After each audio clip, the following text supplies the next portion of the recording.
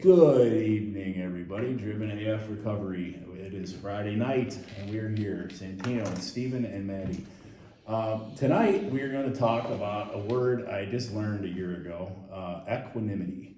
I saw it, Ed Milet say it in the podcast, winning is more fun than fun is fun, which I also happen to agree with. But anyway, his definition, which we will get to the actual one here shortly, was just peace and focus in times of extreme duress in that podcast. But we will get to that definition here shortly from Google or wherever we're pulling it up from. But I thought it was a good topic because I heard it last year and I was going through some shit actually when I read that. I wasn't handling it particularly well, so I'm just going to start the preface this with a little story, personal note story. I had a lot of shit going on, and I was going through my life, and I was doing the shit I needed to do, but I was doing it with anger in my heart, in my head, resentment, almost rage sometimes. It didn't stop me from the things I was doing, but I wasn't as good at the things I was doing because I was full of shit. Not full of shit, but just full of anger. And I had zero peace with it. I got it under control after about a month and a half, realized I lost gratitude and all kinds of other things that are beside the point right now. But this past couple weeks, the same situation popped up, plus a whole lot of other shit. And I haven't reacted the same way because I learned something, because I actually learned what equanimity means. It's a big word that I'd never really heard, but I can have focus on the things I can still control, and I can do it with some peace still without the anger, and still enjoy the things I do and do them better because I'm doing it that way. And this is not something I've ever been good at in my life. Since I got sober, I still wasn't good at it. I'm still not great at it. 3.5 years in, I'm a lot better than I used to be. But as addicts, and we're gonna get to this, when we get sober, we have a million problems and they all seem impossible. And we also are reactionary fucking people, generally speaking, myself and a lot of people included. I mean, I know a few guys that are pretty good at this, but not many. And it's something that we could definitely learn, because the way we react to shit with no peace and lose our focus fucking kills us, literally kills us. And either physically kills us or it kills us in everything else we're trying to get accomplished for ourselves and our people and our families. So with that little story there, we'll expand on whatever this later, but I have learned it definitely makes a big difference. So I'm going to pass it to Steve with the actual definition. So for those of you who are like, what the fuck is equanimity, don't feel bad. I literally learned what this word means like 2 days ago. So the definition on Google of equanimity is mental calmness, composure, and evenness of temper, especially in a difficult situation. And we talk about handling stress and reacting emotionally versus thinking rationally, which is something I learned here, and for me it's very vital in recovery, because I know I'm an emotional person, and it's not so much anger anymore. I feel like I got a good grip on that a few years ago, so anger is really not the problem anymore, but it's still emotion, and I can certainly say that I don't have composure or evenness of temper or mental calmness when I'm in certain situations, situations that I'm very emotional about have normally led me to relapse those highs, those hurts, those lows, you know what I mean? And not being able to control those and not talking to somebody when I feel those led me to relapse. So being able to handle situations with equanimity, I think it's just important in recovery, because let's face it, most people early on in recovery are not very emotionally or mentally stable, so if you are aware of your emotions and what they can do to you, and you can kind of concentrate on, trying to control them and keep them from going way too high or way too low, I think you're less likely to relapse, and you don't get to that point, you know what I mean? And I'm, as we say every week, man, I am by no means perfect at this. I'm probably not even good at it, but I've gotten a lot better at it, you know what I mean? There's still certain things that like really, kind of set me off because I'm human, but I've learned the importance in it, man, because, from working with Doc and the other counselors here at ECS, I've come to realize that my emotions kind of controlled me, drove me, and dictated my actions, And once I was able to get my emotions under control, you know, I'm able to like be in situations and step back and be like, all right, let's give it a minute. Go breathe, go take a walk, come back, and then deal with whatever it is with a little more of a rational mind. Maybe not if it's completely rational. I don't know. All right, so like both these guys said, when we were tossing this word around the other day, I was like, what the fuck? You know what I mean? So I never heard of the word before, which isn't uncommon for me. You know, there's a lot of words, a lot of different phrases, a lot of sayings that I found out the definitions and the meanings of when I tried getting sober years ago. You know, gratitude being one of them. I know I've commented on that before, but Steve said it, and Maddie said it in a roundabout way as well, is that I have ran my life off of sheer emotion. If I was angry, you knew about it. If I was sad, you knew. If I was happy, you knew. You know what I mean? Like, but each emotion, when I say it ran my life, I ran with it where it affected everything in my life. It affected the people around me. It affected my ability to do my job at a functional level. And therefore, you know what I mean? It would keep going with every aspect of my life. So, you know, comparing that to recovery and being, whether you're newly sober, years in sobriety, whatever the case may be, years in recovery, it affects everybody different. Maddie said it, and I have a very good friend of mine who told me this a few months back. She said that you need to learn how to respond rather than react. Yeah. My whole life, I've reacted. You know what I mean? You think of boxers, you think of fighters. What do? They compose themselves. They harness their emotions. They harness their anger, and then when it's time, they go. You know what I mean? And I think if you could compare that to this, because it's important that if we are not in control, those same emotions will take us right out the door. We'll either go right out the door, we'll act like a fucking asshole. Ask the people around me for years. They could vouch for that. These guys can vouch for it at times, you know what I mean? And like Steve said, we're not perfect people, man. We struggle with this. That's what makes this so cool, I think, for us, is that we're just real guys doing real things that we do with real life. And this is part of it. And we see guys all the time going through this. So you get to recovery and you got a different set of problems. You got things that are coming up, things you didn't deal with, which all mess with our emotions. Here's a quick story. I had to go see my psychiatrist today. And she told me, you know, and that they were taught treating addicts and alcoholics that they don't even like to subscribe medicine to any or prescribe medicine to anybody until they have at least 6 months sober, because when we get here, we're all over the place, you know. So I just thought that was really cool for her to say. But anyway, that's you know, my take on it, because I know emotions have affected me every way, shape, or form. This last week was a really prime example of that. I got dark in my mind. It affected my job, it affected my mood, it affected things around me. I looked at everything as a dark place, and it doesn't have to be like that. But the one thing I didn't do is I didn't lash out. I didn't go off on anybody. I tried to make the best of it, of what I could, and sort through it and get through it, and then be open with people around me about it. And I think that's very crucial. I think that is equanimity. Yeah, right. You know, yeah, there you go. That's progress, man, and I've seen it in both of you. Yeah. Because, like I told you guys outside, you're both fucking hotheads. I'm not a hothead. He's lying. Yeah. But I've seen, you know what I mean? So I've seen it, and I've seen you guys be aware of it and be conscious of it. And I think that's what it comes back to for me. It's kind of what we were just talking about in a group. Be aware of your own shit, right? Yeah.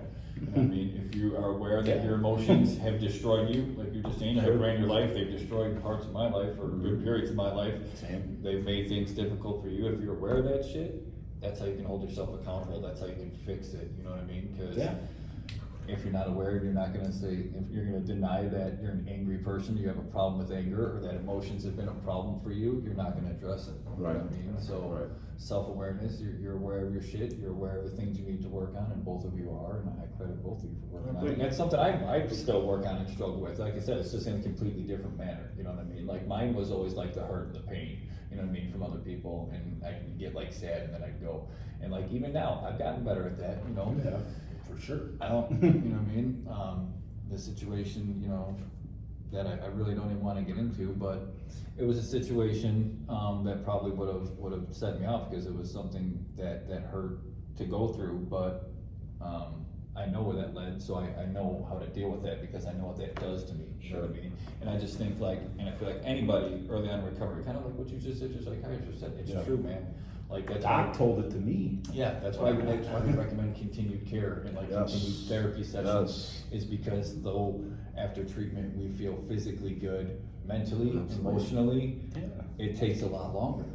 You know what I mean? So I think for people to try to practice that, and it's like, you know, okay, so it's like $1 million question, but like, how do you learn to have equanimity in difficult situations? You're practicing. You go through difficult situations. Yeah, sure. Yeah, man. Right? Yeah. Andy Frisella says that all the time. You're right. It's right. Like, how do you learn patience? You do things that require patience. So, like, how do you learn these things? You go through them without getting high. You talk about them with your support people, you know what I mean? And you get through them. And that way, when you're in another situation that's about to set you off, maybe you're a little bit better at handling it because you know you've been through something similar to it before. That's absolutely what's going on with me now and why this topic came to mind. I'm handling the situation I handled last year, plus a whole lot of extra shit in a whole different manner. But it's because I practiced it. It's because I learned that way was fucked up and I was not in a good spot. This time I looked at this as an opportunity. And I knew it was gonna be fucking hard. I knew how I was gonna wanna react. I knew how I was going to react, or at least feel, you know what I mean? And I looked at it as an opportunity. All right, now I can practice this. If I handle this better, I'll get better. Right. And it is turning out that way, and I'm not doing what I did for a month and a half last year because I actually fucking learned something about myself enough to be aware of like, all right, this has happened. This situation's coming again. Yeah. How are you gonna deal with it this time? And I think the beauty of that too is like, you know, and I talked about this last night, is that like when you have people around you that care about you, that genuinely care about you, and that know some of your patterns and your history and stuff like that, and you can call them your friends, they're gonna recognize these things if you don't even recognize them right in the beginning. You know what I mean? You're good at that with me. You know what I mean? You've seen that. We've all seen that with each other, you know, and we see it with the other guys that we're close to and stuff like that. So like the beauty of that is if you don't even recognize it right away, or say you're new, say you come in and you know what I mean, and you see the guy enough to know that something might be off, you know what I'm saying? And it's I feel like it's our job to check on your next brother. You know what I mean? It goes full circle, man. I mean, this is a give and take thing, and if we're doing that, you know, we're being true to ourselves, we're being true to the next person around us, and that's important. I just feel that's really for important. me, fucking when I first told you about what was coming up, and you said, don't disappear. Yeah. Because I did last year. Right.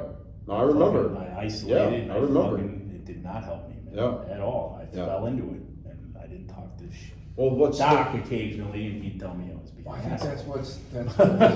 that's what the recovery community is supposed to be about. It You know is. what I mean? Like, you know, even if whether you work steps or not, we all know that helping another addict, like, I don't know if I told you guys, I met a guy that gave me a Celebrate Recovery card. And he asked me like what kind of program I worked, because we started talking because he was wearing Celebrate Recovery stuff. And in a very nice way, I explained to him that I don't work a program anywhere near kind of like what he does. But we still had a lot to talk about. And like we still, our end thing was, he's like, well man, it sounds like you're doing something right, because it sounds like you spend a lot of time trying to help other addicts. And he's like, that's what we do, just in a different way with. That's a 12-step. And you know what I mean? And exactly, and neither of us work a 12-step program. He uses, you know, Celebrate Recovery. We use our way of recovery, the 12-step. It's all the same. It's all, I mean, I know when you get to Celebrate that point. Recovery, man, accountability partners, what the fuck do you think we all are? Yeah. That's exactly what it is. That's what the recovery community is supposed to be, hold each other accountable and help other people. Yeah, and with 12 steps or stuff like that, they have sponsors, you know what I mean? So it's like, it's all the same, different wording, however you wanna look at it. Same thing, just worded. Yeah, and I mean, you know, to each his own, man. Like I try to embrace every form of it, you know what I mean? Because it all helps in these type situations. That's what I'm It's saying. worded different, right? It might be worded a little bit different, but it all falls along the same lines. And, you know, like I'm grateful for the community of people I have around me, because it helped me to be a better man, you know what I mean? And having that mental awareness about myself or about what's going on around me or how I'm feeling and stuff like that. You know, if I don't address the things, it will completely, and we all know this, it'll completely ruin a perfectly good day. Oh, yeah. I will quit my job all because I'm completely in my head, and that's not a safe or good place to be in for anybody, you know what I mean? And whether especially an addict or an alcoholic, you know, so it's just, It can be dangerous, man. It can, because it starts off something small and it can turn into something really big, really fast. So. Well, that's why, I'm sorry, go ahead. Oh, but I was gonna just, before I forget, when you were talking about boxers, it made me think, to come back to like equanimity a little bit. Yeah. And that was a great analogy, because Sure. the best boxers don't let rage take them over. Absolutely they not. Don't fucking just react. No. They stay calm and Right. they do what they know they need to Right. do. Reminded me of Tim Grover talking in Relentless about Michael Jordan. Yeah, He everything's didn't go into calculated. rage. No, Everything's no, calculated. he's like, man, I'm gonna watch this. Yeah. Watch Like this. when whatever that guy, I can't remember the dude's name, but he just says it in the book, great book by the way, but he said something when he only had like 10 points in the fourth quarter, made some snide comment, and Michael didn't say a goddamn Nope. thing, and No. he put up 35 Yeah. in the fourth quarter. Right. Right, you know, and like, That's peace and focus under duress, man. Yeah. 'Cause you could get full of rage, and you definitely ain't gonna play better. right, I mean, I have a friend who does, he was like cage fight, he does jujitsu and stuff like that. I actually got a few buddies that do that, but the two people I have in mind, they are the calmest, coolest cats I could have ever met. They're some of my very, very close friends too. And they are both exactly alike in the manner of calm, collect, you know, look at you. If there's somebody's talking smack, they got a completely good composure about them, and then boom. You know what I mean? Now, that's obviously, we're not trying to go off the handle and fight anybody, but the comparison of having that composure before they have to do what they have to do. But I You know, think it goes back to what we're talking about, man. It's practice.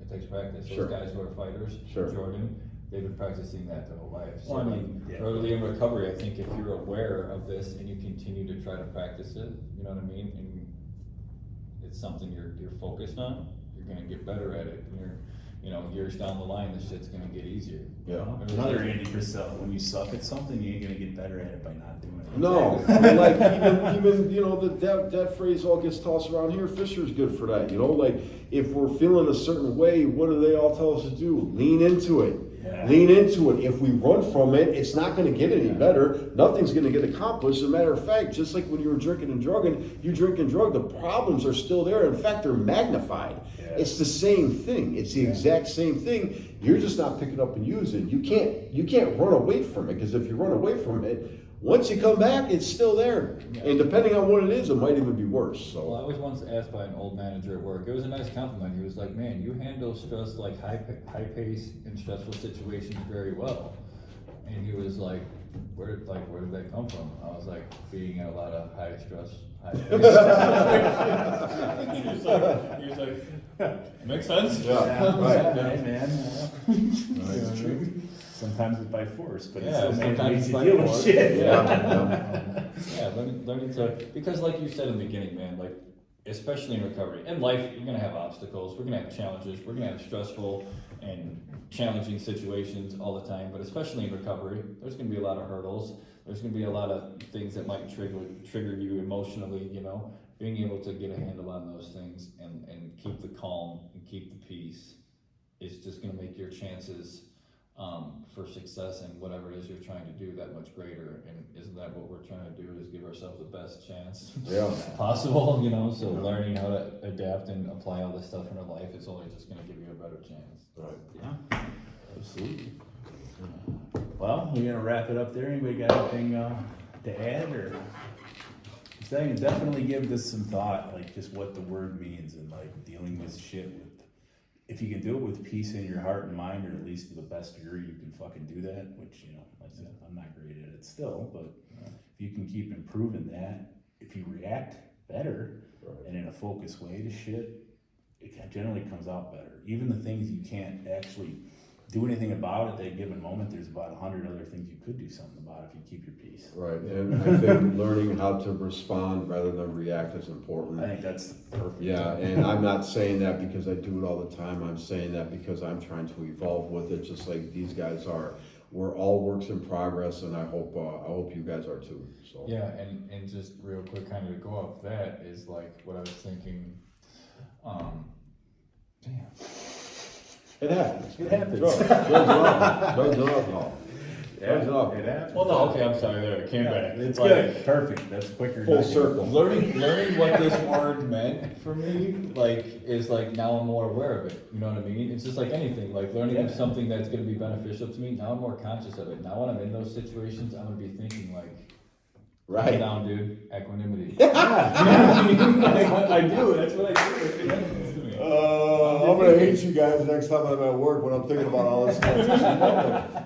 I mean, dude, I think Ed Milet, I mean, it was funny in the podcast because he's like making fun of how it sounds and how we can't spell it and all this shit. Yeah. And it's real shit. That's when you guys put it on the text. I'm like, what the fuck? Did they spell it wrong? Yeah, That's exactly what I It did. was classic. What the fuck is equanimity? I was like, hey, don't feel bad. The word has made a huge difference in my life, Yeah. though, especially the second time I listened to that and really thought about more what it meant. That's what I'm saying, doesn't that work for you too, when you hear shit like that? You're like, Sure. you Well, know, yeah, you get Because those I wasn't situations- even aware personalize of it. it existing. Right, Yeah. so now that you know what equanimity means, when you're in those situations, you can be like, It's practice. Right. It's practice. let's right. practice equanimity here, let's not throw this table. Right. Yeah. Practice equanimity, you know what I mean? Just becoming aware of shit. Yeah.